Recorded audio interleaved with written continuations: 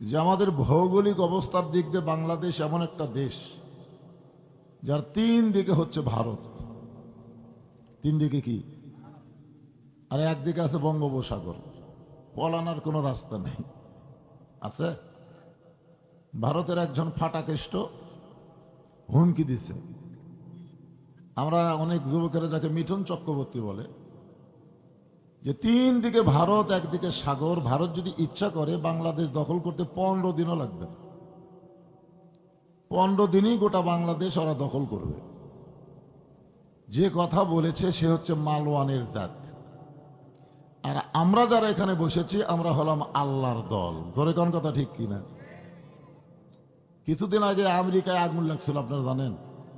হ্যাঁ, দাও দাও করে আগুন জ্বলা শুরু হয়ে গেল। যত প্রকার প্রযুক্তি ছিল সমস্ত প্রযুক্তি প্রয়োগ করেও যখন আগুন বাগে আনা যাচ্ছে না, আয়ত্তে আসতেছে না, নিপতেছে না, তখন তারা মুসলমানের দ্বারস্থ হলো।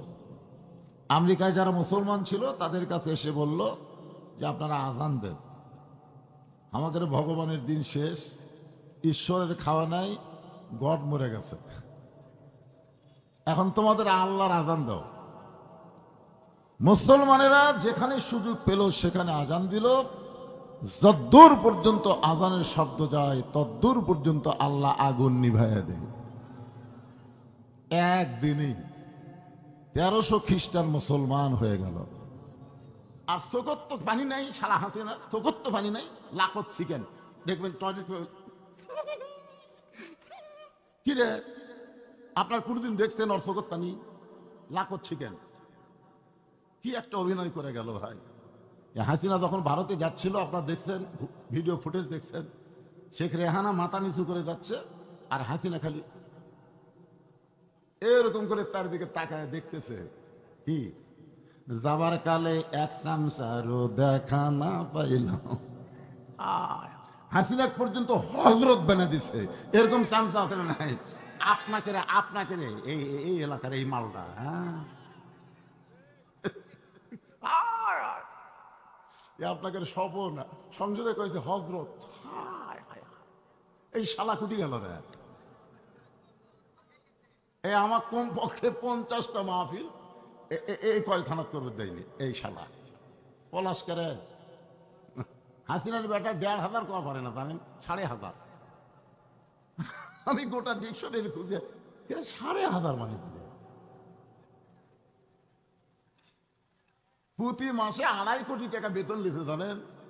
হাসিনার তথ্য উপদেষ্টা 2.5 কোটি টাকা খাসে রে, প্রতি মাসে খাসে। এর তো বৈধ খাওয়া, বেতন খাওয়া। তাছাড়াও 57,000 কোটি টাকা এক রূপপুর থেকে মেরে খাসে। যেই নবীর উম্মত হয়ে আমাদের কতটুকু লাভ হয়েছে, লাভের কথাটা 2 মিনিটে বলি। আল্লাহ নবী বলেছেন, আমার কোন উম্মত যদি ঈমান নিয়ে মৃত্যুবরণ করতে পারে, আমি রাসূল ওয়াদা দিয়ে দিলাম তাকে জান্নাতে না ঢুকান পর্যন্ত আমি জান্নাতে প্রবেশ করব না। এই জন্য একটা গানও আছে, আছেন আমার মুক্তার, আছেন আমার ব্যারিস্টার, শেষ বিচারের হাইকোর্টেতে তিনি আমায় করবেন পার, আমরা পাপী রাসূল জাবিন্দার। আল্লাহ যখন হাকিম হয়ে আমাদেরকে আসামি করে বিচার শুরু করবেন, ওই সময় আমাদের নবী উকিল হয়ে, ব্যারিস্টার হয়ে আল্লাহর কাছে আমাদের ব্যাপারে ওকালতি করে আমাদেরকে সুপারিশ করে জান্নাতে পৌঁছায় দিবেন। এইটা শোনার পরেও যাদের মুখে সুবহানাল্লাহ আসলো না, আপনারা কখন বলবেন? আপনি কি মনে করতেছেন আপনি সরাসরি জান্নাতে যাবেন? এরকম মনে করতেছেন নাকি? দুনিয়ার আদালতে উকিল ছাড়া বাঁচার বুদ্ধি হয় না, আর আখেরাতের আদালত ওই সময় একজনই উকিল হবেন, ভাগ্যগুণী, তিনি হচ্ছেন আমাদের নবী। সুবহানাল্লাহ বলেন। এই জন্য দরুদের মধ্যে আমরা কি বললাম? আল্লাহুম্মা সাল্লি আলা সাইয়্যিদিনা মুহাম্মদ। আমাদের নবী শুধু আমাদের নবী না, আমাদের নবী হচ্ছেন আমাদের নেতা। আমাদের নেতাকে আমাদের অনুসরণ করা লাগবে। ঠিক কি করা লাগবে? অনুসরণ করা লাগবে। এই ছেলেবেলাই মোবাইল নাকি আমাদের বাংলাদেশে অনেক মুসলমান আছে যারা নবীকে শুধু নবী বিশ্বাস করে, নেতা হিসাবে সাধারণ একজন মানুষের পিছনে ঘুরঘুর করে। এরকম আছে না নাই? কথা কয় না, আছে না নাই? আপনার নেতার নাম কি? শহীদ জিয়া, শেখ মুজিবুর রহমান, নেতার নাম কি? শোনেন, নবীর প্রতি দরুদ পড়ে, নবীরে সালাম করে মিলাদের ভিতরে, কিন্তু নবীর সমাজ গড়ার কাজে অনেকের দ্বন্দ্ব মনে বাজে। নবী থাকবে মাদ্রাসায়, নবী থাকবে মসজিদে, নবী থাকবে কোরআনের মাহফিলে, নবীকে সংসদ ভবনে নিয়ে যাওয়া ঠিক না। অনেক মুসলমান এরকম বলে, বলে কি বলে না? আমাদের বাংলাদেশের একজন নেতা তো বলেই ফেলেছে যে ইসলামের সাথে রাজনীতির কোনো সম্পর্ক নাই, রাজনীতির সাথে ইসলামের কোনো সম্পর্ক নেই। এমন কথা আমাদের বাংলাদেশের মুসলমান বলে, যে এই কথাটা বলেছে দেখবেন তার নামের মধ্যে ইসলাম আছে। নাই, তার নামের মধ্যে কিন্তু ইসলাম। আরে মিয়া, ছোট্ট একটা নামের মধ্যে যদি ইসলাম থাকে, এত বিশাল রাজনীতির মধ্যে ইসলাম নাই, এ কথা একমাত্র মুনাফিক ছাড়া কোন মুসলমান বলতে পারে না। জোরে কোন কথা ঠিক কি না? কত বড় কথা মুসলমানের জমিনে নেতারা কয় এরা নেতা, ওদের আবার চামচা আছে। আমার নেতার চরিত্র ফুলের মতো পবিত্র, নামাজ পড়ে না একত্র। এলা নেতা? এরা হলো হারিকেন সাফ করা লেতা। লেতা বোঝেন না? লেতা। হ্যাঁ, একটা স্লোগান দেন, যে বলো আমার নেতা তোমার নেতা, সকলে বলবেন বিশ্ব নবী মোস্তফা। আপনি আজকে বললি আপনার লাভ হবে, যদি না বলেন বিপদে পড়বেন। আমার নেতা তোমার নেতা, সবাই দিচ্ছেন? এবার কাম সারা। কারণ অনেকেই তেলতলা গোয়েন্দার আছে। তেলতলা বোঝেন না? বলে মাগরিবের পরে লোক হয়, মাগরিবের পরে লোক হয়, ওরা আসে না, এই জন্য বোঝে না। আপনারা বলেন তো, যে হারে লোক আসতেছে আর 15 মিনিট পরে দেখবেন জায়গায় হবে না। এই জন্য একটু 60টা স্লোগান দেবেন তো, জনগণ বুঝুক পাবলিক কি জিনিস। হ্যাঁ, রে পুষ্কা,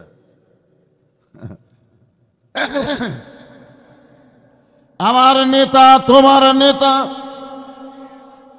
বিশ্ব নবীর চরিত্র ফুলের চাইতেও বলা লাগবে, কারণ আল্লাহ বলেছেন ও ইন্নাকা লাআলা খুলুকিন আযীম। আজিম হচ্ছে আল্লাহ 99টা নামের মধ্যে একটা নাম। নবীর চরিত্রের সঙ্গে আল্লাহ সেই নামটা যোগ করে বুঝাইলেন, মহান চরিত্রের অধিকারী হলেন আমার নবী। জোরে বলেন সুবহানাল্লাহ। যে বলবো বিশ্ব নবীর চরিত্র, সবাই বলবেন ফুলের চাইতেও পবিত্র বিশ্ব নবীর চরিত্র। আমরা ভাগ্য গুণে সেই নবীর উম্মত আল্লাহ কবুল করেছেন। খুশি না বেজার? তাহলে জবান খুলে বলি আলহামদুলিল্লাহ। আল্লাহর প্রশংসা করার আরেকটা কারণ হলো, আপনারা যে কোরআন থেকে তাফসীর শুনবেন, এই কোরআনে কোনো ভুল, সন্দেহ, গোজামি, মাশাআল্লাহ। আপনার কি কোরআন শরীফ হাত দিয়ে ধরছেন? না ধরাই না, হাত তুলবার বলতেছেন। বাংলাদেশের অনেক মুসলমান এখন পর্যন্ত কোরআনটা হাত দেয়া স্পর্শই করে। এরকম আছে না নাই? হ্যাঁ আছে। আর আমার বড় বড় গল্প দেয় কোরআনে নাই। কোরআনে আছে কিনা একবার কোরআনের ভিতরে আসো। সূরা মুলুক তুমি পেয়ে যাবে 29 পারার প্রথমে, তাবারাকাল্লাযী বিয়াদিহিল মুলক। এক ফকির বাদশাহ শাহজাহানের রাজ দরবারে ভিক্ষা করতে গেছে। সেখান থেকে মন্ত্রীর খবরে গেছে মসজিদের কাছে। বাদশাহ শাহজাহান 2 হাত তুলে কাঁদতেছে আর বলতেছে, ও বাদশাহ বাদশাহ, তোমার দরবারে আমি ফকির। তাহলে বাদশাকে আরো জোরে কন। আর শাহজাহান কি? ফকির। তাহলে বাদশাহ মানে রাজা, রাজা মানে বাদশাহ। বাদশার নীতি হচ্ছে রাজনীতি, আর বাদশাহ শাহজাহান হলো ফকির, আর ফকিরের নীতি হলো ফকরা নীতি। জোরে কোন কথা ঠিক কিনা? তাহলে গোটা পৃথিবীর রাজত্ব, কর্তৃত্ব, মালিকানা একমাত্র কার হাতে? আরো জোরে বলেন। ওহু আলা কুল্লি শাইইন কদির। প্রত্যেকটা বিষয়ের উপরে একমাত্র ক্ষমতাকার, এটা কিন্তু হাসিনা বিশ্বাস করেনি। যার কারণে মাঝে মধ্যে বলতো দেশ আমার বাপের দেশ আমার, আমাক নামাইকে। হ্যাঁ, 5 তলার উপরে 1.5 লাখ টাকার খাট, 12,000 টাকার কম্বল ওড়ে তামানি দিয়া গায়ে দিয়ে বলতেছে রাত 9টার সময়, আমার বাড়ি আমার ঘর, আমাক নামাইকে। 2 কান্দে 2 ফেরেশতা বলতেছে আল্লাহ, ঘুমের আগে একটা দোয়া আছে, আল্লাহুম্মা বিইসমিকা আমুতু ওয়া আহইয়া। এই দোয়া না পড়ে কি করলো? আল্লাহ বলতেছেন ধৈর্য ধর। রাত 3টার সময় একটা ভূমিকম্প, খালি বিল্ডিং একটু লড়ে উঠছে, ওই এত ফোর্সে নামছে যে কম্বলের মধ্যে লুঙ্গি খুলে আছে, ওটাও পরার সময় হয়। ফেরেশতারা বলতেছে আল্লাহ নামাইলা নামাইলা, তাই বলে ন্যাংটা করে নামাইলা।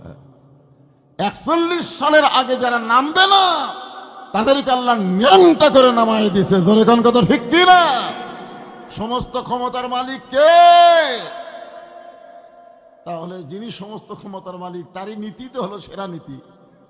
তিনি হলেন বাদশাহ, তিনি হলেন রাজা, আর আমরা হলাম ফকির। আমরা বলতে পারি ইসলামের সাথে ফকরা নীতির কোনো সম্পর্ক নাই, কিন্তু গোটা ইসলামটাই হলো রাজনীতি। জোরে বলেন সুবহানাল্লাহ। সেই পবিত্র কোরআন থেকে ভাইরা ওইদিকে ভিন্না করে আগে এই সাইড পুরা করেন, এই সাইড, এই কোন লাগে আসেন, এইদিকে আসেন, গেটের কাছে ভিন্না করে এই সাইড দিয়ে একবার, এই সাইড থেকে আপনারা ওই দিক দিয়ে কোন দিক দিয়ে আসতেছেন, হ্যাঁ এই সাইডে বসে। আমি ওয়াজ শুরু করে দিলে বসার জন্য আর বলতে পারবো না যে চাপেন চাপেন, ও দরকার নাই। আপনারা এক সাইড থেকে, আপনারা মাহফিলের ভলেন্টিয়ার যারা আছেন এখানে, লোকজন আসলে ওই কোনার দিকে দিয়ে দেন, ওইদিকে অনেক জায়গা আছে এখনো।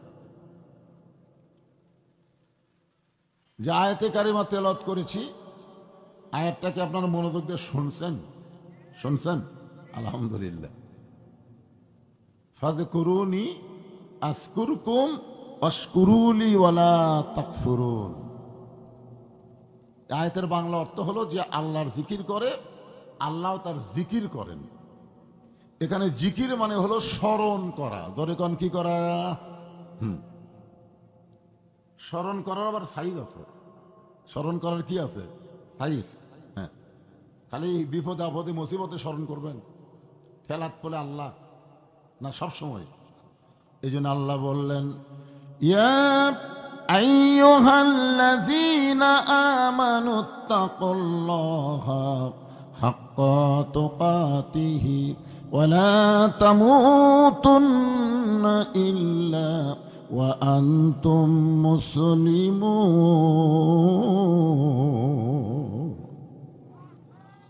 আল্লাহর একজন মস্ত বড় পয়গম্বর, নাম হলো নূহ নবী। জোরে কোন কি নবী? শুকনা জায়গায় একটা নৌকা তৈরি করতেছেন। শুকনা জায়গায় কি তৈরি করতেছেন? আরো জোরে, জোরসে বলুন, জোর হলো না, আরো জোরে। আওয়ামী লীগেরা খুশি হয়ে যাচ্ছে, আরে হায় রে। শোনেন, এখন নৌকা মিছিল করার মতন ক্ষমতা কারো আছে? মিছিল করার তো দূরের কথা, নৌকার লোক দেখলেই পুলিশ ধরে নিয়ে যাচ্ছে। আর আজকে কোরআনের মাহফিলে আপনার নৌকা নৌকা মিছিল করলেন, মাশাআল্লাহ। আরে পরে আসতেছে, আগে তো নৌকা ঠিক আছে। নৌকার তো কোনো দোষ নাই রে ভাই, নৌকার কোনো দোষ আছে? এমন সময় একটা বুড়ি মা লাঠিতে ভর দেশে বলে, বাবা নূহ, এই শুকনা জায়গায় নৌকা বানানোর কারণ কি? নূহ বলতেছেন, বুড়িমা, বন্যা নামক একটা গজব আসবে, এই গজবে গোটা পৃথিবী ধ্বংস হয়ে যাবে। নৌকার ভিতরে উঠবে যারা, আল্লাহ পাক রক্ষা তাদের করবে। নৌকার বাহিরে থাকবে যারা, বিপদে পড়বে তারা। আমরা 15.5 বছর নৌকার বাহিরে যারা ছিলাম, আমরা বৌসল নিয়ে ঠিক মতো ঘুম পাড়বার পারিনি। আমার কথাই বলতেছি, দোয়া দরুদ পড়ে কেবল ঘুমোর সাইজ হচ্ছে ইতিমধ্যে। সব পুলিশ তো আর আওয়ামী লীগের না, কিন্তু পুলিশ তো আমাকেও আছে। এরা অফিসার না, এরা নিম্ন। আমাকে কয়, হুজুর আজকে আপনার বাড়িতে যাচ্ছে, আপনি কোথায় আছেন?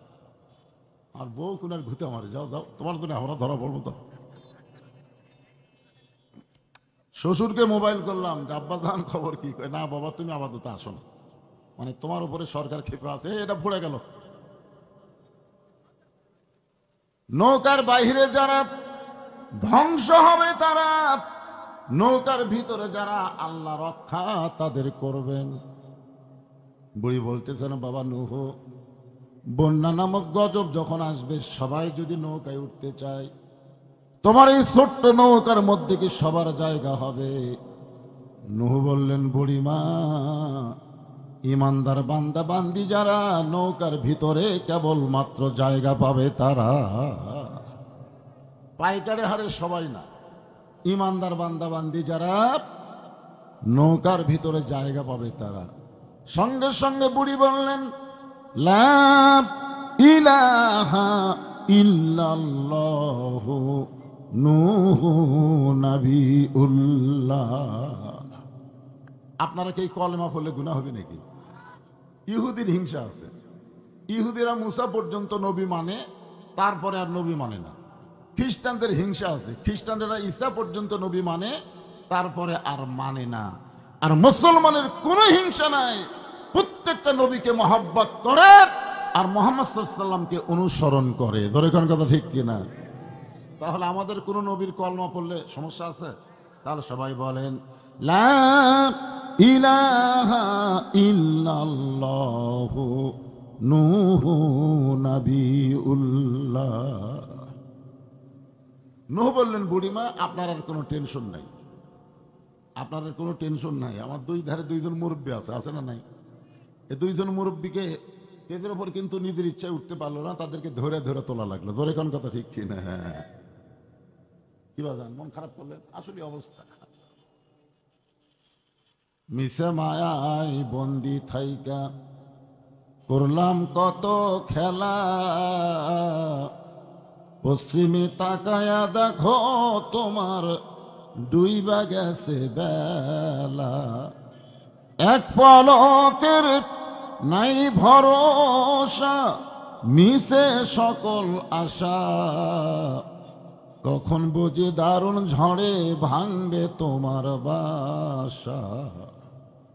নূহ বললেন বুড়িমা, বন্যা গজব যখন শুরু হবে তখন আমি আপনাকে হাত ধরে নৌকায় উঠায় তুলব। সঙ্গে সঙ্গে বুড়ি বললেন আলহামদুলিল্লাহ ওয়াশকুরুলি ওয়ালা তাকফুরুন। হাত ধরে তুলবার চাইতেন নূহ নবী, আর বুড়ি প্রশংসা করলো কার? তার মানে বোঝা গেল ঈমান গ্রহণ করার পরে দুনিয়ার কারো প্রশংসা করা যাবে না, প্রশংসার একমাত্র মালিককে। ইন্নাল হামদা ওয়ান নি'মাতা লাকা ওয়াল মুলক লা শারিকা লাক। যারা হজ করছেন, কাবা ঘরকে সামনে নিয়ে এই ওয়াদা কিন্তু আপনারা দিয়ে আইছেন। এখানে হাজী সাহেব আছে না নাই? হাজী সাহেবরা নাই? আছে। তো আপনি কি বললেন? লাকা ওয়াল মুলক লা শারিকা লাক, এর বাংলা অর্থ কি? না না না, লাকা ওয়াল মুলক লা শারিকা লাক। এই ব্যাখ্যা করে বিশ্লেষণ করে যতটুকু বোঝা গেল, সমস্ত রাজত্বের মালিক যিনি, তিনি কে? গোটা বিশ্ব একমাত্র রাজত্ব চলবে কার? আল্লাহ ছাড়া কারো রাজত্ব আমি স্বীকার করি না। লাকা ওয়াল মুলক, মুলক মানে কি? বাদশাহ। একমাত্র আল্লাহ ছাড়া অন্য কারো বাদশাহী রাজত্ব আমি স্বীকার করি না। এই তলবিয়া পাঠ করে আপনি বাংলাদেশে এসে মানুষের দল করতেছেন। আপনার নামের আগে আল হজ লেখা পড়বে, কিন্তু আপনার হজ কবুল হবে না। হজের আগে যে দল করেন সমস্যা নাই, কিন্তু হজ করার পরে একমাত্র আল্লাহর দল করা লাগবে। ধরে কোন কথা ঠিক কিনা? আপনি কাবা ঘর সামনে রাইতে কি বলে আসলেন? ইন্নাল হামদা ওয়ান নি'মাতা লাকা ওয়াল মুলক লা শারিকা লাক। বন্যা গজব শুরু হয়ে গেল, আর আপনাকে ওইদিকে হইচইয়ের গজব শুরু হলো। আমি কিন্তু বলেছি প্রথমেই যে মাহফিলের ভলেন্টিয়ার, এই মাদ্রাসার হুজরা কোথায় গেল রে? লোকজন হইচই করার তাল পাবে কেন? এখানে অসংখ্য ফেরেশতা আইছে আপনাদেরকে দেখার জন্য। সুবহানাল্লাহ কন না কেন? আল্লাহ ইনসানু আশরাফুল মাখলুকাত, মাখলুকাতের মধ্যে মানুষ হচ্ছে সবচাইতে ভদ্র জাত। আমরা কি একই মায়ের পেটের ভাই নাকি? সবার বাপ আলাদা, মা আলাদা, অথচ এমন ভাই বসে আছি মনে হয় আমরা ভাই ভাই। এই কয়টা লোক খেলে আক্কেলপুর বাজারে দেখ, একে চিল্লা চিল্লিতে কানে কিছু শোনা যাবে না, ধরে কোন ঠিক কিনা। কিন্তু কোরআনের মাহফিল আসার সাথে সাথেই, বসার সাথে সাথেই এরা এমন ভাবে ভদ্র হয়ে গেল। কে ভদ্র করে দিল? সঙ্গে আল্লাহ তাআলা আপনাদেরকে ভদ্র বানায় দিতে। সুবহানাল্লাহ বলেন না কেন? এই মানুষের কথা বলতে গিয়ে আল্লাহ 4টা শপথ করতে জানেন। খালি মানুষের কথা বলবে 4টা শপথ করলেন আল্লাহ। ওয়াত্তিন ওয়াজ্জাইতুন ওয়াতুরি সিনিন ওয়া হাযাল বালাদিল আমিন। তারপরে আল্লাহ বললেন লাকাদ খালাকনাল ইনসানা ফি আহসানি তাকবীম। আল্লাহু আকবার। এই জন্য হইচই না করে সুন্দরভাবে জায়গা দেখে আপনারা বসেন। বন্যা গজব শুরু হয়ে গেল। এই গোটা পৃথিবী, এমনকি হিমালয় পর্বত থেকে শুরু করে যত পাহাড় পর্বত যা আছে সব পানির তলে ডুবে গেল। 40 দিন পর্যন্ত গোটা পৃথিবীর সবকিছু পানির নিচে ডুবে থাকলো। কয়দিন? 40 দিন। 40 দিন পরে পানি যখন কমতে থাকলো, এক সময় নূহ নবীর নৌকা যদি পর্বতে ভিড়ে গেল। আল্লাহ বলে নূহ খবর কি? আলহামদুলিল্লাহ। আল্লাহ বলে নূহ খবর কি? বলে নৌকার মধ্যে যারা জীবিত আছে তারা, নৌকার বাহিরে যারা ধ্বংস হয়েছে তারা। আল্লাহ কয় নূহ রে, তোমার নৌকার তো বুড়ি দেখা যায় না, তোমার নৌকার মধ্যে তো বুড়িক দেখতে পাই না। নূহ বলতেছে আল্লাহ আমার মনি। আয় হায় রে, মনে নাই, ধরে এখন কি নাই। তার মানে বোঝা গেল আল্লাহ ছাড়া অন্য কাউকে আপনি ধরতে পারবেন না। যদি ধরেন সেই ঠেলাত পড়ে আপনাকে ভুলে দেবে। ধরে এখন কথা ঠিক কিনা? অনেকে বলে হুজুর আমার কোনো টেনশন নাই, আমার বাবা আছে। কি বাবা? দয়াল বাবার দরবারেতে কেউ ফিরে না খালি হাতে। ট্রাক ভর্তি করে গরু নিয়ে বাবার দরবারে যায়। জিজ্ঞাসা করা হচ্ছে কোথায় যাচ্ছেন? আপনি জানেন না হুজুর, আমার বাবার দরবারে যাচ্ছি। তোর কি বাপ মা নাই? ওই বুড়া বুড়ি বাঁচা আছে। বাপ মারে বুড়া বুড়ি বানায় বাবার দরবারে যায়, আর যাই হোক সে বৈধ সন্তান হতে পারে না। ধরে কোন কথা ঠিক কিনা? বলে হুজুর আমি পীর ধরছি। আরে পাগলা, যে পীর ধরছে। 3টা জিনিস আপনারা খেয়াল করবেন। ডাক্তারের বউ কোনোদিন সিজার লাগে না। বড় বড় ডাক্তার তাদের বউরে সিজার করায় না, কারণ সিজার করলে মায়ের ক্ষতি, বাচ্চার ক্ষতি। আপনি আপনার এলাকায় খোঁজ করে দেখবেন একটা বড় ডাক্তারের বউকে সিজার করায়নি, নর্মালে বাচ্চা হয়েছে। 2 নম্বর হলো মাওলানাদের বাড়িতে কোনোদিন মিলাদ হয় না, তারা পরের বাড়িতে পড়ায়, নিজের বাড়িতে হয় না। খেয়াল করে দেখবেন। 3 নম্বর হলো পীরের বউ কোনোদিন মুরিদ হয় না। আপনি খোঁজটা দেখবেন যত পীর বাংলাদেশে, ওরকে বউ মুরিদ হয়নি। কি জন্য হয়নি? কারণ জানে আমার পীর মাঝে মধ্যে মুরিদের বইয়ের দিকে চোখ মারে। এই লুচ্চার হাতে কে মুরিদ হবে? আপনারা বোঝেন না তাই ধরছেন। খেলাত পড়লে পীর আপনার কথা মনে রাখবে? নূহ নবী বলতে আল্লাহ আমার মনেই নাই। আল্লাহ বলে নূহ তাহলে বুড়িটার খবর কি? নূহ বলতেছে গোটা পৃথিবী যখন ধ্বংস হয়ে গেছে, তাহলে বুড়িটাও ধ্বংস হয়ে গেছে। আল্লাহ বলে নূহ আজগুবি কোনো কথা বলা যাবে না, কথা বললে তদন্ত করে বলা লাগবে। আজগুবি যাকে বলা হয় গুজব। গুজব বোঝেন না? কয়েকদিন আগে একটা গুজব উঠছিল, ইউনূস নাকি পলে গেছে। এই গুজব শোনা আওয়ামী লীগের কয়েকজন এক বিএনপির নেতার বাড়ি আর জামাত ইসলামের নেতার বাড়ি ভাঙবার গেছে। গুজব শোনাই ইউনূস পলে গেছে আর আমাকে এই মনে করে ভাঙবার গেছে। ওরা ধরা খায় না, পিটন খাতে ভাই। রে এই গুজবে কান দেশ করে পাগল। ইউনূস পলানার জাত। ইউনূস নবীরে খাইল মাছেতে গিলিয়া, ফেরেশতা পাঠাইলেন আল্লাহ এসমে আজম দিয়া। দমে দমে সে হরদম পড়ে সে এসমে আজম, মাছেরই উদর হইতে বাঁচাইলা প্রাণ। সবাই বলেন আল্লাহু আল্লাহু, তুমি জানলে জালালুহু, শেষ করা তো যাই না গিয়ে তোমার গুণগান। হাসিনা ভারত যাওয়ার পরে ভারত যে হারে বাংলাদেশের উপর খেপিছে, খালি ইউনূস যদি না থাকতো আপনারা বলেন তো, ইউনুস নবীকে মাছে গিলিছিল, হজম করে পারছে? কি সমস্যা শুরু করল রে বা, জনগণ এলা দেখবি না, পাকনা ছিল এমনি সময় কম, মাগরিবের মাহফিল।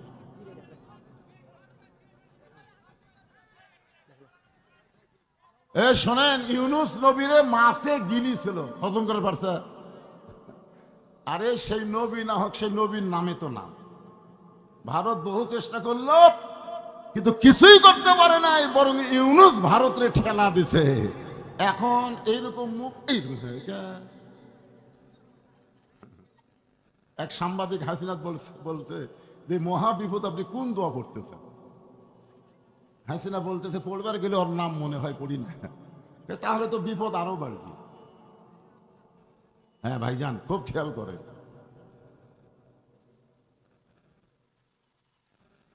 তদন্ত না করে কোনো কিছু বলা যাবে? আল্লাহ নূহকে বলতেছেন বলার আগে তদন্ত করে দেখো তো বুড়িটার খবর কি। নূহ নবী তদন্ত করতে আইসা তাকে, বুড়ি তো দূরের কথা, বুড়ির বাড়িটাও পর্যন্ত কিছুই হয় নাই, সামান্য একটা ঝুবড়ি বাড়ি, সেই বাড়িটাও পর্যন্ত কিছু। হায় হায়, গোটা পৃথিবী ধ্বংস হয়ে গেল, আর বুড়ির বাড়ির কিছুই হলো না। এই বিল্ডিং বাড়ি না তো, সাধারণ একটা ঝুবড়ি বাড়ি। সঙ্গে সঙ্গে নূহ ডাক দিলেন, বুড়িমা। বুড়ি টোপলা নিয়ে হাজির। নূহ বলে, বুড়িমা টোপলা কেন? বলে, সাইজ হয়ে আছে। কখন ডাক পড়বে আমরা জানি? যখন আমাদের ডাক কখন পড়বে আপনি জানেন? এটা কিসের ডাক? ডাক দিয়াছেন দয়ানা মারে, রইব না আর বেশি দিন তোদের মাঝারে, চলতে পথে 2 দিন থামিলাম, যাবার কালে একজন আরো দেখা না পাইলাম। হাসিনা পর্যন্ত হজরত বানা দিছে, এরকম চামচা নাই। আপনাকে এই এলাকার এই মালটা, হ্যাঁ আপনাকে স্বপন সংসদে কয়েছে হজরত। এই শালা কুটি গেল রে। আমার কোন পক্ষে 50টা মাহফিল এই কয় থানাত করবে দেয়নি এই শালা পলাশ করে।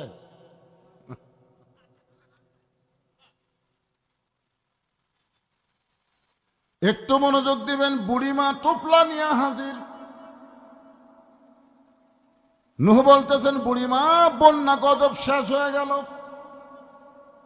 আমি আপনাকে হাত ধরে নৌকায় উঠাবার চাইছিলাম, কিন্তু গজবের তাড়ায় আপনার কথা আমার মনে নাই।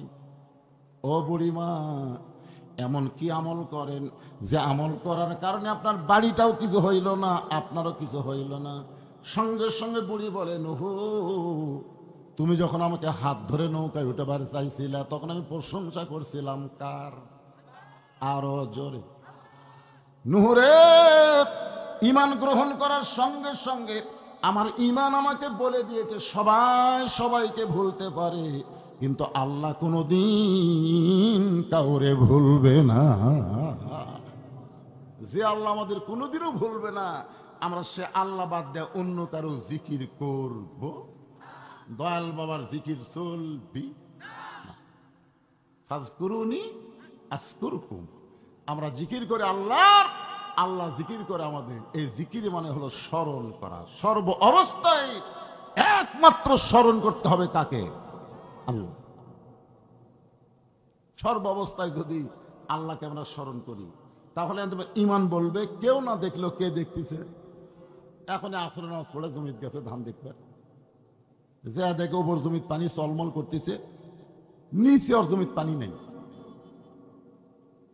চিন্তা করছেন? এখন কোন নামাজ পড়ছে? আসরের নামাজ পড়ে ধান দেখতে গেছে, যা দেখে ওপর জমিত পানি চলমল করতেছে, নিচে ওর জমিত পানি নেই। চারিদিকে তাকাতে হয়, তাকে দেখে কেউ নেই।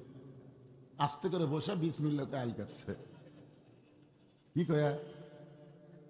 বিসমিল্লাহকে আল কাটছে।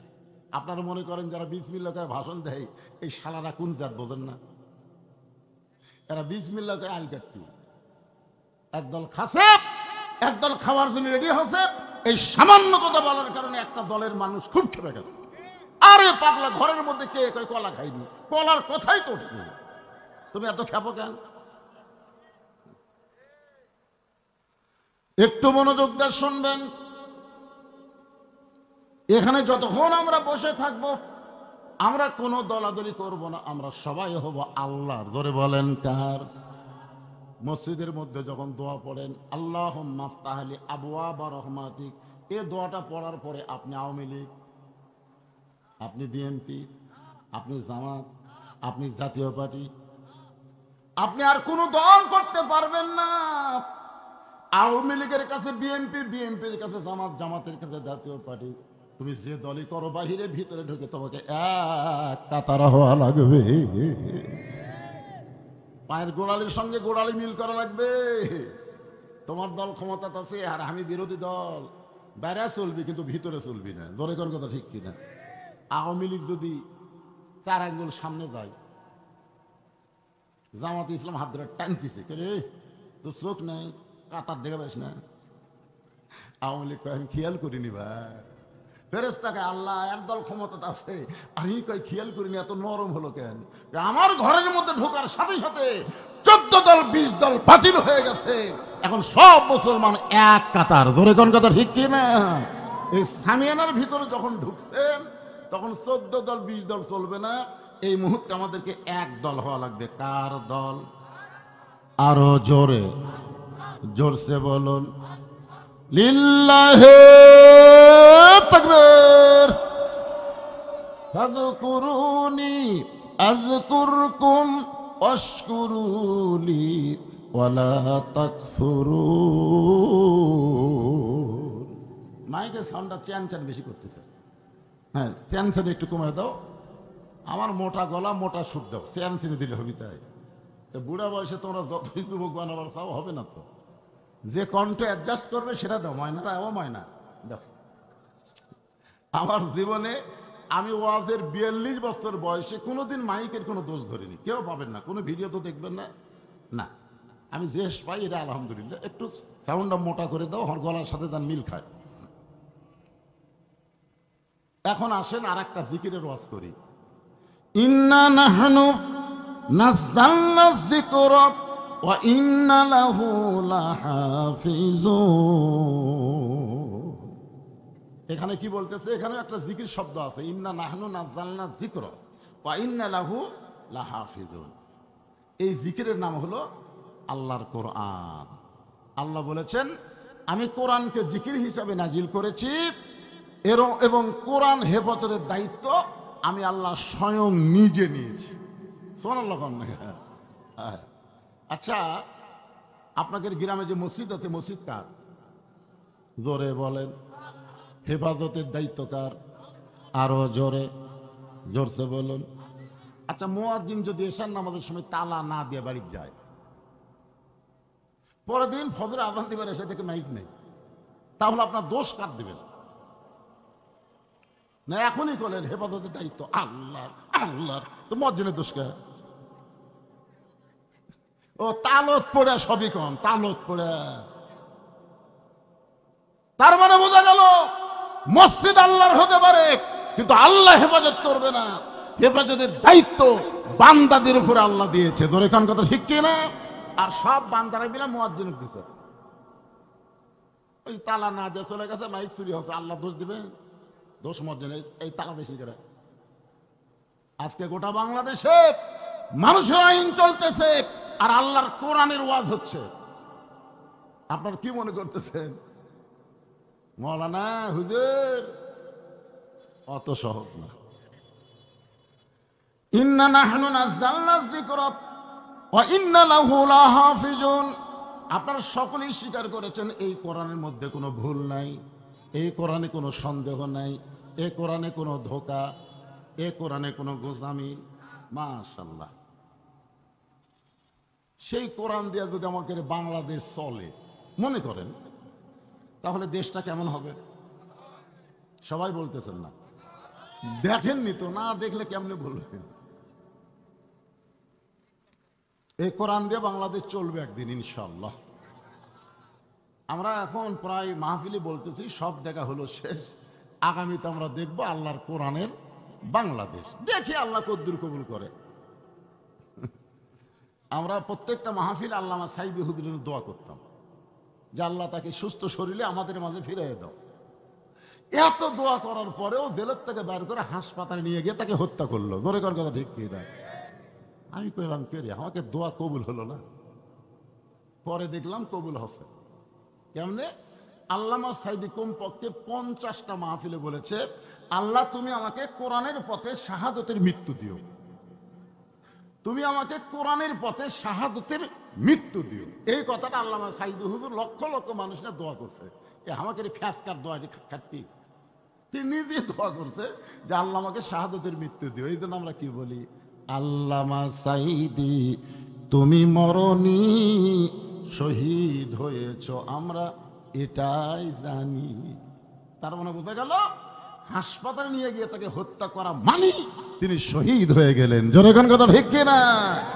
তার মানে তার দোয়া আল্লাহ কবুল করেছে। আমরা শুধু দোয়া না, আমাদেরকে চেষ্টাও করা লাগবে। আল্লাহর কোরআন দিয়ে যখন দুনিয়া চলবে তখন নেতার সাইজ কেমন হবে, কর্মীর সাইজ কেমন হবে, আমি সামান্য একটা দৃষ্টান্ত আপনাদের দেই। পবিত্র জুমার দিন হযরত ওমর যখন খুতবা দেওয়া শুরু করলেন, জুমার দিনে হযরত ওমর যখন খুতবা দিচ্ছেন, এমন সময় মাঝখান থেকে এক সাহাবী দাঁড়িয়ে বলতেছে, আমিরুল মুমিনিন আপনার খুতবা আমরা শুনবো না। বলতে পারতো যে আপনার খুতবা আমি শুনবো না, এ কথা বলেনি, বলেছে আমরা শুনবো না। তো একজন লোক যখন এ কথা বলেছে, উমর ফারুক সবার দিকে তাকায় আছে, দেখি ওর কথার কেউ প্রতিবাদ করে কিনা। উমর ফারুক দেখলেন হাজার হাজার সাহাবী একজনও প্রতিবাদ করতেছে না, সবাই মাথা নিচু করে আছে। তার মানে বোঝা গেল ইমাম সাহেব যদি 4 রাকাত না আমাদের 3 রাকাতে বসে, সবাইকে লোকমা দেওয়া লাগবে না, একজন লোকমা দিলেই ইমামকে লোকমা গ্রহণ করা লাগবে। জোরে কোন কথা ঠিক কিনা? ইমাম যদি মনে করে আমি দাওরা পাস, টাইটেল পাস, এতদিন 4 রাকাত পড়াছি, আজকে 3 রাকাতই বসমো, 41 সালের আগে উঠবো না, এই মনে করে যদি ইমাম বসাই থাকে, আপনারা বলেন তো মসজিদের মুসল্লি কার পক্ষে কাম করবে? ভ্যানালার পক্ষে না নেতার পক্ষে? ভ্যানালার পক্ষে কেন হবে? কারণ ভ্যানালা যেটা করছে এটা আল্লাহর আইন, ইমাম যেটা করছে এটা হলো শয়তানের আইন, স্বৈরাচার। হ্যাঁ, ওমর ফারুকের চোখ দিয়ে দর দর করে পানি পড়তেছে।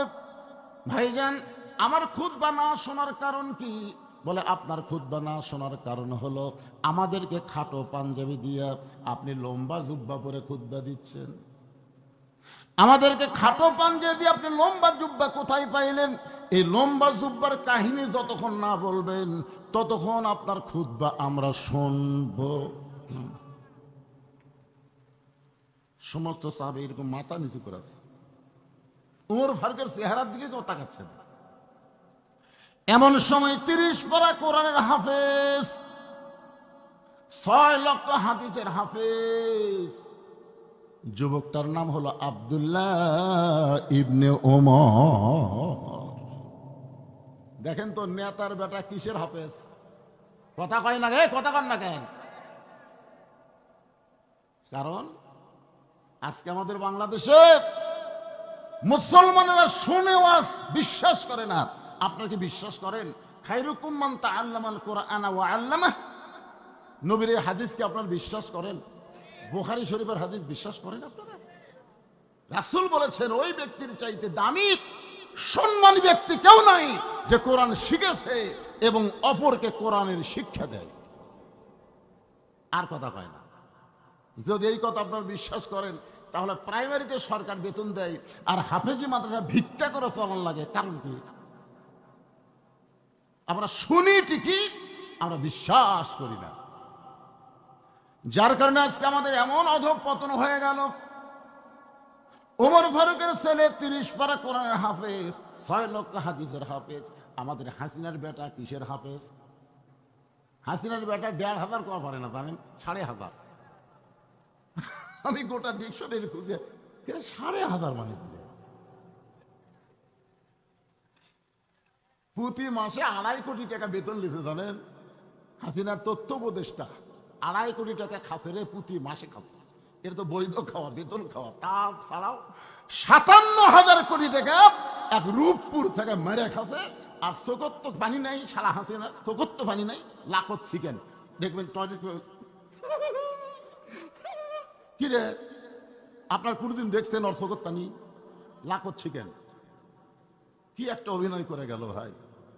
আরে চিন্তা করে দেখেন, 30 পারা কোরআনের হাফেজ, 6 লক্ষ হাদিসের হাফেজ, বাবার পাশে দাঁড়ায় বলে, রে নবীর সাহাবীরা, আমার বাবার লম্বা জুব্বা দেখে তোমরা খুদ্া বন্ধ করে দিলে।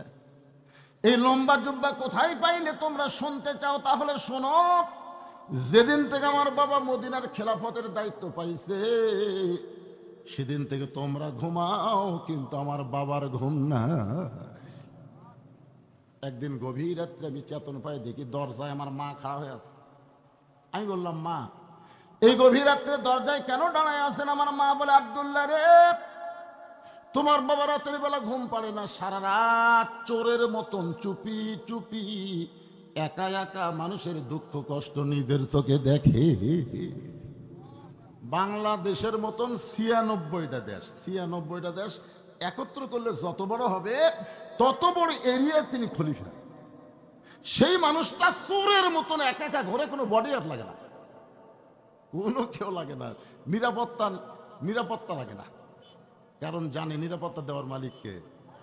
আল্লাহ কোরআনে বলেন, ইন্নামাল মুমিনুনা আল্লাযীনা ইযা যুকিরাল্লাহু ওয়াজিলাত কুলুবুহুম ওয়া ইযা তুলিয়াত আলাইহিম আয়াতুহু জাদাতুহুম ঈমানাও ওয়া আলা রাব্বিহিম ইয়াতাওয়াক্কালুন।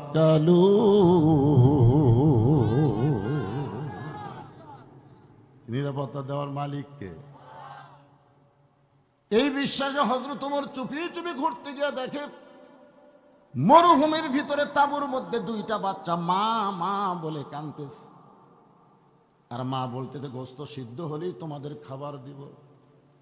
ওমর ফারুক চিন্তায় পড়ে গেলেন, দুম্বার গোশত হলে 8 ঘন্টা লাগবে, উটের গোশত হলে বড় জোর 1 ঘন্টা লাগতে পারে। এত গভীর রাত হয়ে গেল, এখন পর্যন্ত গোশত সিদ্ধ হয় না। সন্তানদের কান্না কি মায়ের অন্তরে মায়া জমে না? ওমর ফারুক একেবারে তাঁবুর নিকটে গিয়ে বললেন, মা, এই মদিনার মরুভূমিতে তাঁবু টাঙ্গাইয়ে তুমি এমন কি গোশত সিদ্ধ করো যে গোশত এখন পর্যন্ত তোমার সিদ্ধ হয় না? তোমার বাচ্চা 2টা ক্ষুধার জ্বালায় কান্দে, তোমার কি মায়া হয় না? মেয়েটা বলে, পথিক, আমার বাড়ি হলো ইয়ামিন দেশে। আমি শুনতে পাইলাম মদিনার খলিফা ওমর অত্যন্ত ভালো মানুষ।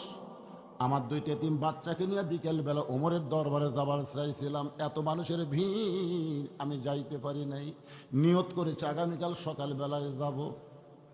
মদিনার মরুভূমিতে তাঁবু টাঙ্গাইয়া আমার 2টা বাচ্চাকে বুকের মধ্যে নিয়ে আমি ঘুমাবার চাই, কিন্তু আমার 2টা বাচ্চার পেটে এত খিদা গো পথিক। ক্ষুধার জ্বালায় ওরা যখন মা মা বলে কান্দে, ওদের শুধু সান্ত্বনা দেওয়ার জন্য পাতিলে পানি আর পাথর দিয়া নিচে আগুন জ্বালায় বলতেছে, বাবা, গোশত সিদ্ধ হলেই তোমাদের খাবার দিব, কিন্তু আমার তো পাথর সিদ্ধ হবে না। আমি মনে করেছিলাম সান্ত্বনার বাণী শুনতে শুনতে আমার সন্তান 2টা হয়তো ঘুমায় যাবে, কিন্তু এদের পেটে এত ক্ষুধা, আমি মা হয়ে আমি বিশ্বাস করতেছি সকাল পর্যন্ত হয়তো আমার সন্তান 2টার বাঁচবে না। সঙ্গে সঙ্গে ওমর বললেন, মা, তুমি আসল জায়গায় বিচার দিও না মা, তুমি একটু ধৈর্য ধরো, তুমি আসল জায়গায় বিচার দিও না। আসল জায়গা বলতে কোন জায়গা? আমরা তো নকল জায়গায় বহু বিচার চাচ্ছি, জজ court, high court, supreme court. High high, যাই যাই কান্দে আসে, খবর কি হবি না? সব আদালত হাসিনা দখল করে নিছে। হাসিনা ওখান থেকে যে মোবাইল করে ভালো মানুষকে বন্দি করে, খারাপ মানুষকে ছাড়ে দেয়। 50 বছর যিনি কোরআনের তাফসীর করলেন বিনা দোষে, আল্লাহর ওলিকে 13 বছর জেলখানায় বন্দি করে রাখছে। জোরে কোন কথা ঠিক কিনা? আপনার বলেন তো, যে মা 2টা এতিম বাচ্চাকে লালন পালন করে, যে মা, সেই মা এতিমদের সম্পদ মারা খাবার পারে? 3 বারের প্রধানমন্ত্রী, আপসহীন নেত্রী বেগম খালেদা জিয়াকে 2 কোটি টাকার একটা এতিমদের সম্পদ আত্মসাৎ করার একটা মামলা দিল কি দিল না? আপনার খোঁজলে দেখে ওই টাকা এখনো ব্যাংকেই আছে। 2 কোটি টাকা এখন 8 কোটি হয়ে গেছে, অথচ মিথ্যা মামলা দিয়ে তাকে 5 বছর জেল দিল। পরে যখন আপিল করলো তখন হয়ে গেল 10 বছর। রে আপিল করলে সাজা বাড়ে। তখন বুঝলো এই আদালত মানুষের না, এটা হলো হাসিনার আদালত। জোরে কোন কথা ঠিক কি না? আমরা যতই বলেছি কাম হয়নি ভাইদা। ভেজাল আদালতে বিচার পাওয়া যাবে না। এই জন্য হযরত ওমর বলতেছে, মা আসল জায়গায় বিচার দিও না মা, তুমি একটু ধৈর্য ধরো। এক দৌড়ে গভীর রাত্রে বাইতুল মালের দরজায় ডাক দিলেন, আসলাম দরজা খুলে দাও। আসলাম দরজা খুলে বলি, আমির আল মুমিনিন, এরকম হাঁপাইতে হাঁপাইতে আপনি করতে গাইছেন?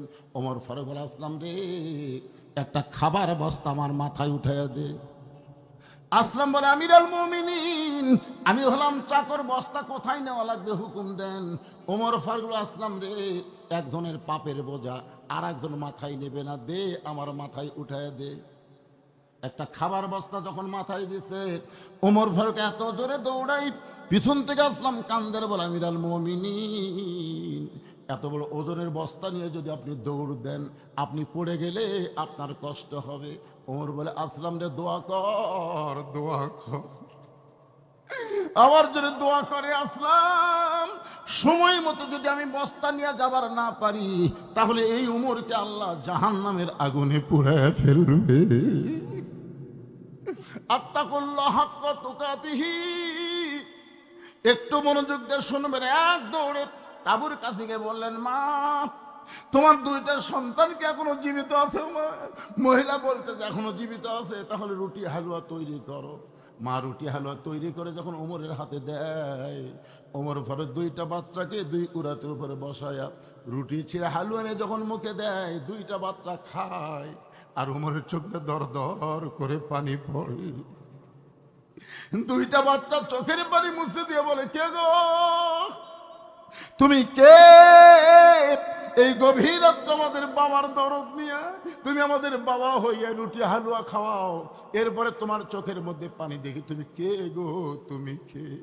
ওমর বলে, আল্লাহ, এই অধমকে জাহান্নামের আগুন থেকে তুমি বাঁচায়া দাও। পর্দার ভিতর থেকে মহিলা বলে, পথিক, ভালো মানুষের গল্প শুনেছি, কিন্তু মানুষ এত ভালো হয় আজকে তোমাকে দেখে বুঝতে পারলাম। আল্লাহ উমরকে যদি মদিনার খলিফা না বানাইতো, তোমার যদি মদিনার খলিফা বানাইতো, মদিনা আল্লাহর জান্নাত হয়ে যেত। আব্দুল্লাহ বলে, নবীর সাহাবীরা রে, আমার বাবার জুব্বা লম্বা দেখে তোমরা খুতবা বন্ধ করে দিস। তাহলে শোনো, আমি বলতে চাচ্ছিলাম না, তাহলে শোনো। ওমর ফারুক বলে, আব্দুল্লাহ কান্দিস না বাবা, বলে দে। আব্দুল্লাহ বলতেছে, তাহলে শোনো, তোমরা সবাই যখন ঘুমাইয়াছিলে, আমার বাবা তখন ঘুমায়নি। গভীর রাত্রে আমার ঘরের দরজায় ডাক দেয়, আব্দুল্লাহ রে, আব্দুল্লাহ। আমি আব্দুল্লাহ দরজা খুলে দেখি বাবার হাতে একটা পাঞ্জাবি। আমি খুশি হয়ে বললাম, বাবা বাইতুল মাল থেকে একটা পাঞ্জাবি দিল বাবা, আর একটা পাঞ্জাবি দিবার আইছেন। তাহলে নেতার বেটা হওয়ার মধ্যে লাভ আছে। নেতার বেটা হওয়ার মধ্যে কি আছে? একটা পাশে আর একটা দিবার আইছেন। সঙ্গে সঙ্গে হযরত ওমর কোরআন থেকে তেলাওয়াত করলেন, ইন্নাল্লাহা ইয়ামুরুকুম আন তুআদ্দুল আমানাতি ইলা আহলিহা ওয়া ইযা হাকামতুম বাইনান নাস আন তাহকুমু বিল আদল। জোরে বল, আল্লাহু আকবার। আব্দুল্লাহ, তুই একটা পাঞ্জাবি পাইছিস, আমি আর একটা তো দিবার আইছি। আল্লাহর কোরআন যখন দুনিয়াতে চলবে, এরকম মনে করাই যায় না যে একটা পাইছিস আর একটা গভীর রাত্রে তোকে দিবার আইছি। কি মনে করতেছেন? 7 বছর আম বাগানের চাষ করে জ্যৈষ্ঠ মাসে দেখতে গেছে আম পাকতে কিনা। যা দেখে গাছের ডালে বসে এক ছোট্ট বাচ্চা আম পাকতেছে আর ব্যাগের মধ্যে ঢুকাচ্ছে। বাগানের মালিক কয়, আমি খাইনি, আমার পরিবারের কেউ খায়নি, আর তুই আমার কাছে আম পাড়তেছিস, তোর বাপক যা বিচার দেবো রে, তোর বাপক যা বিচার দেবো। ছেলে খালি মুসকে মুসকে হাসে। বাগানের মালিক বলে, হাসিস কেন? বলে, আমার বাপক কোথায় যা বিচার দেবেন? আর এক গাছ তার বাপ ছুটছে। বাগানের মালিক কয়, হাই রে হাই, বিচার দেবো কার কাছে রে? বেটাও চোর, বাপও চোর। হাসিনার 15.5 বছর বিচার দেওয়ার কোনো জায়গা ছিল না। ধরে কোন কথা ঠিক না, সব শালাই চোর। কি ওমর বলতেছে, আব্দুল্লাহ শোনো, গভীর রাত্রে যেই পাঞ্জাবি নিয়ে তোমার দরজায় দাঁড়াইছি বাজান, এই পাঞ্জাবিটা আমার ভাগে পড়েছে, এখন তুমি বলো এই খাটো পাঞ্জাবি পরে আমি খুতবা কেমনে দেই? তাই তোমার কাছে আইছি, তোমার পাঞ্জাবিটা আমাকে দান করে দাও। আব্দুল্লাহ বলে, আমি যে পাঞ্জাবি পাইছিলাম ওই পাঞ্জাবিটা আমার বাবাকে দান করে দিয়া বাবার পিছনে পিছনে রওনা দিলাম। বাবা ঘরের মধ্যে ঢুকে দরজা বন্ধ করে দিয়া আমার পাঞ্জাবি তার পাঞ্জাবি একত্র করে বাবা একটা লম্বা জুব্বা পরে আজকে খুতবা দেয়। এখন বলো বাবার খুতবা শোনা যায় কিনা যায়? সমস্ত সাহাবীরা চিল্লায় বলে, আল্লাহর কোরআন দিয়ে যখন রাষ্ট্র চলবে এমন ভালো মানুষকে নেতা হিসাবে পাওয়া যাবে। তাহলে আল্লাহর কোরআন দিয়ে যদি বাংলাদেশ চলে, নেতা কেমন হবে? খারাপ হবে? চিন্তা করে দেখেন, এই উমর কিন্তু ভালো ছিল না ভাই। নবীকে হত্যা করার জন্যে নাঙ্গা তরবারে হাতত নিয়েছিল, যেরকম কথা ঠিক কিনা? উমর এত ভালো কেমনে হলো? শুধুমাত্র আল্লাহর কোরআনের পরশে। এই জন্য আল্লাহ বলেছেন, ইন্না নাহনু নাযালনা যিকরা ওয়া ইন্না লাহু লাহাফিজুন। সব কিছুর মধ্যে ভেজাল ঢুকলেও কোরআনের মধ্যে কোনো ভেজাল ঢুকবে না, কারণ কোরআন হেফাজতের দায়িত্ব কার? আরো জোরে বলেন, কোরআন হেফাজতের দায়িত্ব আল্লাহর। কেমন? সাহাবীরা নবীর কাছে জিজ্ঞেস করলেন, ইয়া রাসূলুল্লাহ, আল্লাহ যে কোরআন হেফাজতের দায়িত্ব নিল এটা কিভাবে? আল্লাহ যে হেফাজতের দায়িত্ব নিল এটা কিভাবে, সেটা আপনাকে আমি দেখাচ্ছি। এই পাগড়ি কুটি গেল রে, দেখেন আল্লাহ যে দায়িত্ব নিছে এটা একটা দেখে আবার আলোচনা শুরু করতে দেখতে চান না? চিন্তা করে দেখেন, বাংলাদেশে এই কোরআন শরীফ যদি না থাকে, আপনারা বলেন তো নতুন করে আবার কোরআন লেখা যাবে না? কাদের কাছ থেকে? এই জামাতার পাগড়ি দেওয়া হচ্ছে। রাসূল বলেছেন যে কোরআনের হাফেজ হবে সে শুধু একলা জান্নাতে যাবে না, 10 জন ব্যক্তি যাদের উপর জাহান্নাম ওয়াজিব হয়ে গেছে তাদেরকে সুপারিশ করে জান্নাতে নিয়ে যাওয়ার ক্ষমতা আল্লাহ একটা হাফেজকে দিবে। ধরে কাম সুবহানাল্লাহ। কোন তো কোনো এমপির এই ক্ষমতা আছে, কোনো মন্ত্রী, কোনো ডিসি, কোনো এসপি? তাহলে আপনারা কেন বুকত হাত দেখেন? আমাদের গ্রামে এসপি আছে রে, মুখ সামলা কথা বলিস। আমাদের গ্রামে এমপি আছে রে, কোনদিন খবর পাচ্ছেন যে আমাদের গ্রামে 10টা হাফেজ আছে? খবর পাচ্ছেন? কর না কেন? আছে রে, আপনি খুঁজিলেন, নিজে খুঁজি লিছেন। হুজুর জোরে গেলে দাওয়াত পাচ্ছে, আসতে গেলে কথায় খাওয়া খাচ্ছে, 2 চোখকে হুজুর দেখবার পারেন না। আজ তাকায় দেখেন, এদের কারণে আল্লাহ কোরআন হেফাজতের দায়িত্ব নিচ্ছে। কারণ পৃথিবীর যত কিতাব আছে, কিতাব মুখস্থ করার মানুষ পাবেন না। আর কোরআন শব্দের অর্থ হলো বহুল পঠিত। এতবার আল্লাহর কোরআন মানুষ পড়ে, অন্য কোনো কিতাব অতবার পড়া হয় না। জোরে কর কথা ঠিক কিনা? এক কোরআন একদিনে যত মানুষ পড়ে, অন্য কিতাব সারা জীবনেও অত মানুষ পড়ে। এই কোরআন 30 পারা মুখস্থ করতে কতবার পড়া লাগছে? আপনারা দেখছেন কোরআন শরীফ আর কোরআন সামনে লাই একে কাছে করে দিন আসছেন আপনারা? 2-1 দিন আসে দেখবেন তো খালি কি ঝোঁকরে অজিলাত কুলুবুহুম। সুবহানাল্লাহ বলেন। এই জন্য আপনাদের মাদ্রাসার একটা ফসল, এর মাথার পাগড়ি দিয়েই প্রথমেই দিবার ছিল। আমি বললাম না, প্রথম না, লোকজন যখন আসবে ওয়াজের মিডল পয়েন্টে, এখন ওয়াজের মিডল পয়েন্ট অন্য জায়গায় আজান দিচ্ছে বলে এখানে এশার নামাজ হবে না। এশার নামাজ যদি আজকে 8 ঘন্টা পরে হয়, সমস্যা আছে আপনাকে? হ্যাঁ, এই জন্য ওটা বসা নাই, ওটা বসা নাই, চাপে বসে থাকবেন। দাও বাবা, সামনে নিয়ে আসো।